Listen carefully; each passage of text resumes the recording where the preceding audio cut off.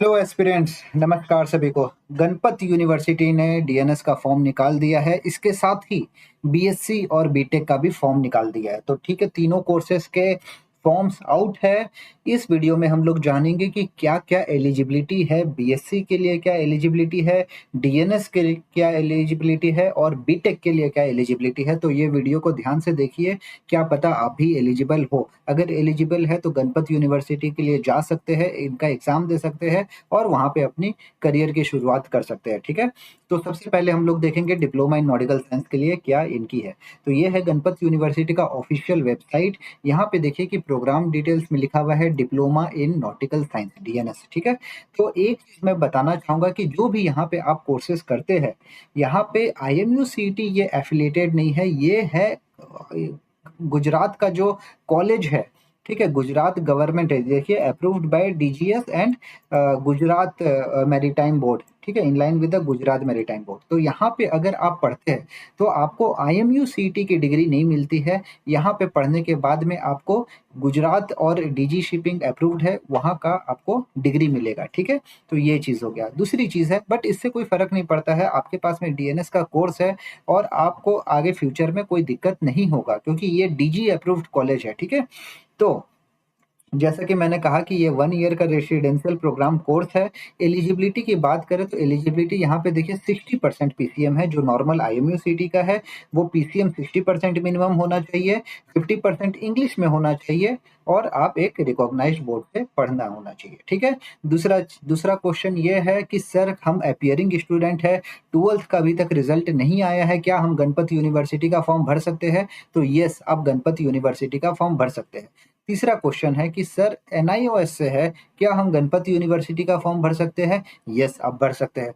Fourth question, sir हम improvement student है, क्या हम गणपत यूनिवर्सिटी का फॉर्म भर सकते हैं? यस, आप भी गणपत यूनिवर्सिटी का फॉर्म भर सकते हैं। सभी लोग गणपत यूनिवर्सिटी का फॉर्म भर सकते हैं, कोई दिक्कत नहीं है। यहाँ पे डीएनएस, बीएससी और बीटेक 3 टाइप के कोर्सेस होते हैं। ये जो हमने बताया ये डीएनएस के बारे में बताया। बीएससी के लिए भी सेम है, बस बीएससी में एक और फीचर है कि आप लैटरल एंट्री के लिए अगर जाना चाहते हैं तो वहाँ पे आप कॉलेज को कांटेक्ट करें। बीएससी में लैटरल एंट्री के चांसेस कम रहते हैं, बट बीटेक में लैटरल एंट्री के चांसेस ज़्यादा रहते हैं। ठीक है, तो बीएससी का भी यही क्राइटेरिया है, 60% पीसीएम, 50% इंग्लिश।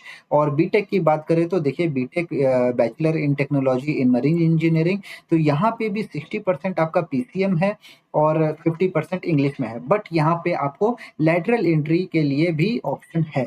तो आप अगर बीटेक मरीन इंजीनियरिंग करना चाहते हैं, बीएससी करना चाहते हैं या फिर डीएनएस करना चाहते हैं और अगर आपको अच्छा लगता है गणपत यूनिवर्सिटी, वहाँ पे पढ़ना चाहते हैं, तो आप फॉर्म भर सकते हैं। Regarding the placement and other things, I have made a separate video what all companies are coming in the Ganpat university. देखिए प्लेसमेंट कॉलेज तो देता ही देता है, डिपेंड करता है आपका परफॉर्मेंस के ऊपर में भी कि आपका वहाँ पे क्या क्वालिफिकेशन है।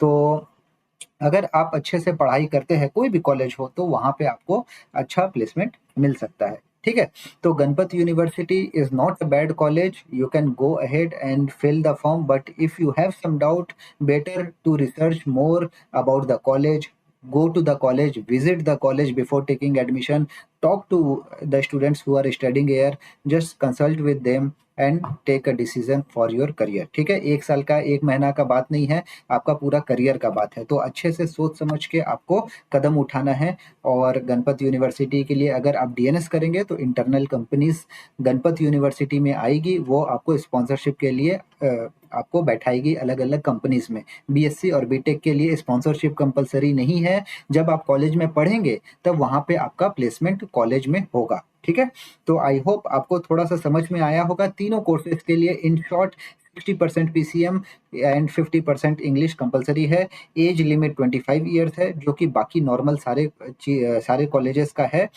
और इसके बाद में आपको आईएमयूसीटी क्वालिफाई करना जरूरी है। अगर आपका आईएमयूसीटी में रैंक कार्ड नहीं आता है तो आप कोई भी कोर्स में एलिजिबल नहीं है। रैंक कार्ड जरूरी है और यहाँ पे डीएनएस का जो आप एग्जाम्स देंगे वो कंपलसरी है। Regarding examinations we will talk in separate video, and regarding sponsorship and placement also we will be talking in the separate video. Thank you guys, bye bye.